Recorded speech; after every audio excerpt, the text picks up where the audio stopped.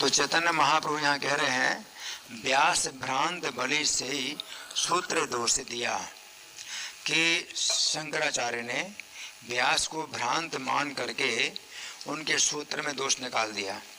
तो व्यास जी का जो सूत्र है, जन्म आदि अस्य यथा, यानी ब्रह्म से ही जो है ये जगत का जन्म होता है, पालन होता है और संहार होता है।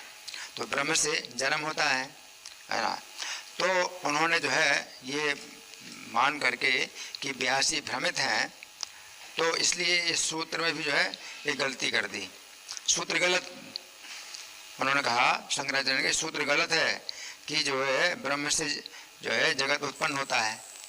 तो उन्होंने कहा सूत्र में दोष है क्योंकि व्यास जी भ्रमित हैं, है ना।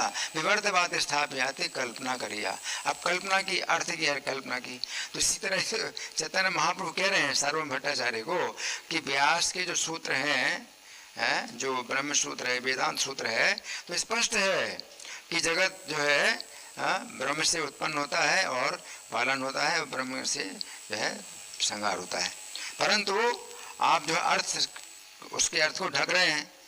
तो शंकराचार्य की जो मायावादी व्याख्या है उसके द्वारा आप इस विषय को जो है बिल्कुल अर्थ का अनर्थ कर रहे हैं और उसको ढक रहे हैं। तो समझ में नहीं आ रहा, चैतन्य महाप्रभु तो मुझे समझ में नहीं आ रहा।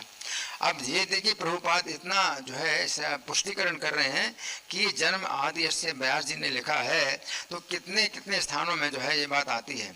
और मुंडक उपनिषद का तो इतना बढ़िया उदाहरण है कि जिस प्रकार से मकड़ी उर्ण नाभि से गृहणीता, मकड़ी जो है जैसे अपना जाला तो ये बनाती है और उसमें रहती है और अंत में उसको जो है अंदर समेट लेती है, अपने अंदर समेट लेती है, अपने अंदर से निकालती है, अपने अंदर समेट लेती है, मकड़ी का जाला। अब इसमें आप क्या और क्या इसमें आप अर्थ निकाल सकते हैं। इतना मतलब उदाहरण स्पष्ट कर दिया कि मकड़ी जैसे जाले को उत्पन्न करती है और उसकी कोई पालन करती है, उसमें रहती भी है, उसको जो है निकल जाती है, उसको अंदर समेट लेती है ना।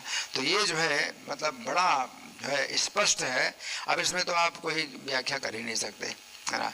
तो ये जो है चैतन्य महाप्रभु ने जो उदाहरण दिया मणि का, कि मणि से सोना उत्पन्न होता है, तो मणि को हम पारस मणि कह सकते हैं।